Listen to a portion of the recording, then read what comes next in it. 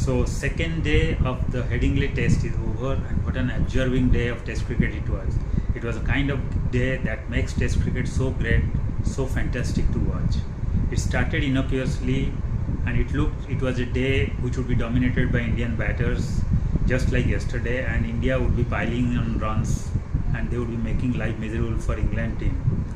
And that's the way it went on for at least more than an hour, because from 359 for 3, Shubman Gill playing majestic cricket and Rishabh Pant slaying and slaughtering the English bowlers were looking capable of taking India to a total of around 550 to 600.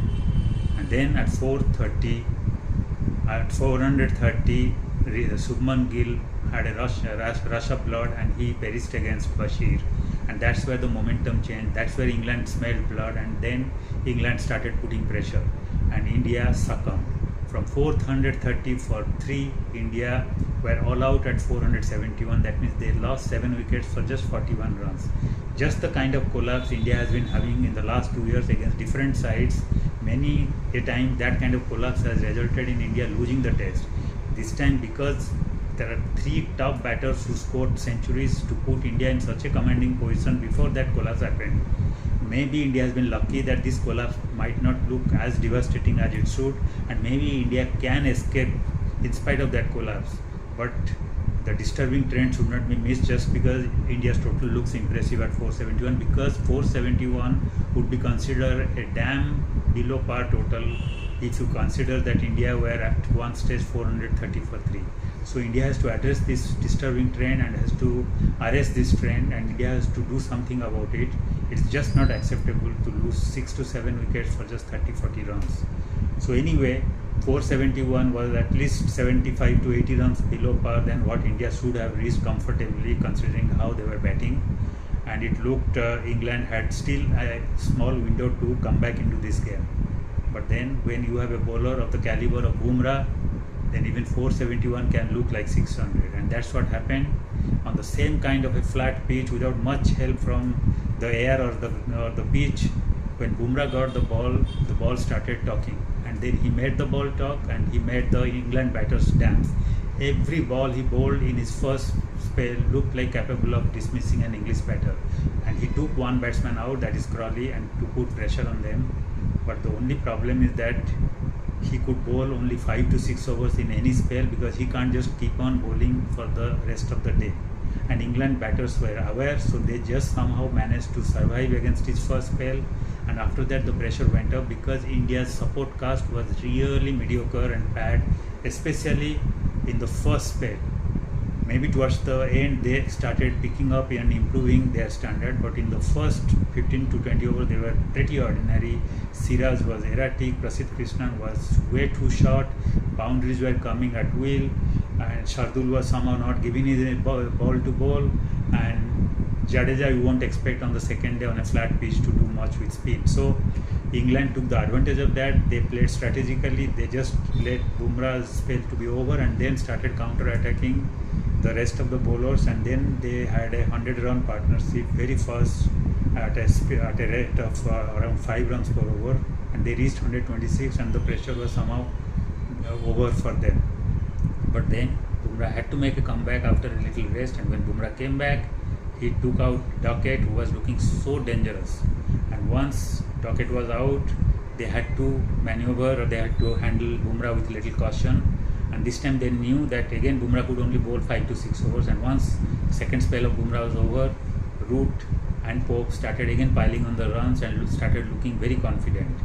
And their runs went on coming till 206, and that's where Bumrah came for another spell, and again he delivered and he took out Root, and the batter whose number he has, one of the greatest batters of contemporary cricket.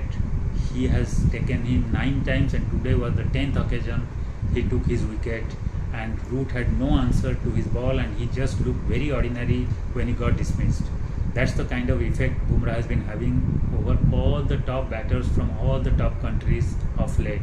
He is looking invincible, he is looking unplayable, and he has been just continuing from where he had left in BGT against Australia, and every batter struggled. And today he was the difference between England really running away from the India in this game and being in the game under pressure by India, because none of the other bowlers could give him the support, but yet he delivered and he took all the wickets that fell today. It could have been much worse for England when Brooke, who came after Root's fall at a critical time with just a couple of overs to go, he had a brain fade, and in the last over he played a miserable and a very embarrassing shot and got dismissed. But unfortunately it was a no ball. In fact, it was the third no ball of the over, and this time Bumrah had to pay the price. He had bowled 3 no balls, and it was the third no ball on which Brooke gave that wicket on a platter, but then that didn't count, and it has just given a lease of life to Brooke and to England, which they would love to hold on to when tomorrow starts. And if they can play judiciously, they can really thank their stars that they got a reprieve today, and they can really encash on it to take their team to safety at first and then try to put them on a formidable position. But among all these things, one has to stand up and give applause to Pope, because Ollie Pope not only just played against Bumrah in every spell with his notorious bowling and his hostile bowling, he maneuvered the batting pretty well, he handled the bowling pretty well, he had a perfect mix and match of aggression and defense against bowlers on merit. So he gave some respect to Bumrah. He didn't try to create any harakiri or try to let his ego ruin his innings. So he gave that respect to Bumrah, but then he punished the rest of the bowlers who were looking toothless and scored runs, and that resulted in him scoring a brilliant 100, his second 100 against India.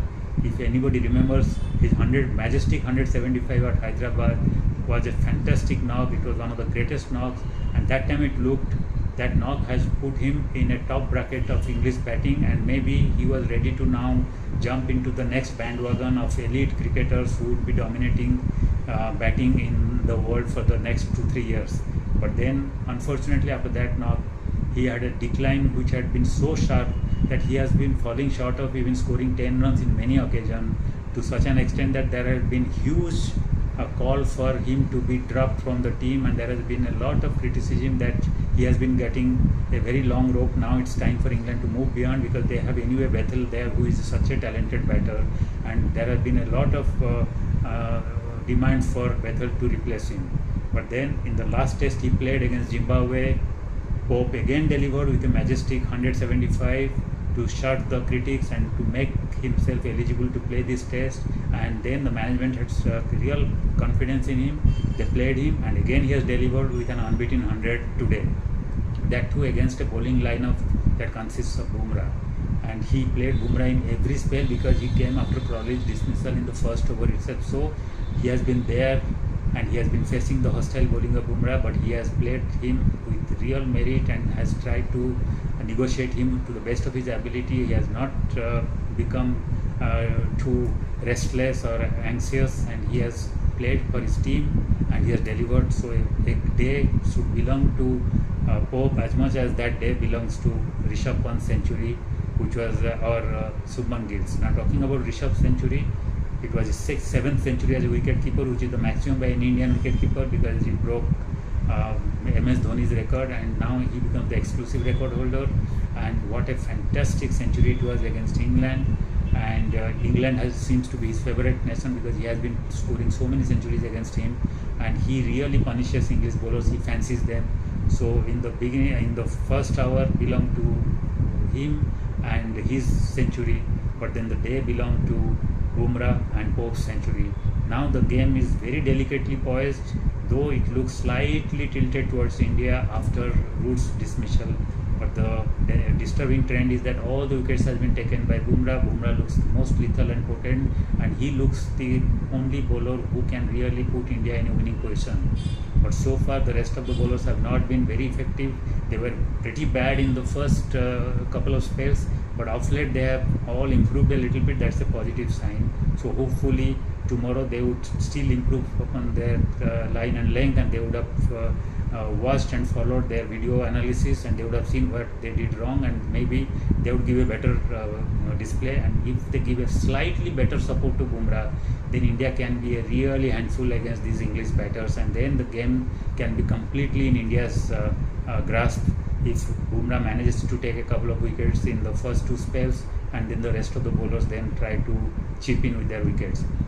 So far as England batters are concerned, it is very simple. The strategy is very clear. Tomorrow morning they have to negotiate Bumrah's first spell, because Bumrah can only bowl 5 overs. That means those 5 overs are going to be crucial. So if they can negotiate without giving the wicket that he would be trying to extract, then that pressure will go, because Bumrah will have to be replaced, and then afterwards England can really pile on the runs. That by that time the ball would have also become very old, and then they can really encash on the third day, which should be again a good day for their batters. But if they can't preserve their wickets against Bumrah in that first spell, then they would be coming under pressure, and then Bumrah knows how to take wickets in clumps.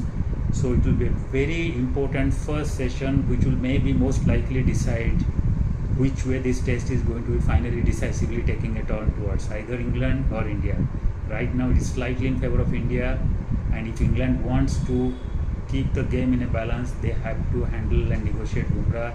It is very simple, and if they fail, the game will be India's. And if they manage to counter or neutralize Bumrah's threat by not giving the wickets, forget scoring runs, then they will be very much in a position to at least make a contest out of it, and who knows, they may be able to even come out without any damage in this test.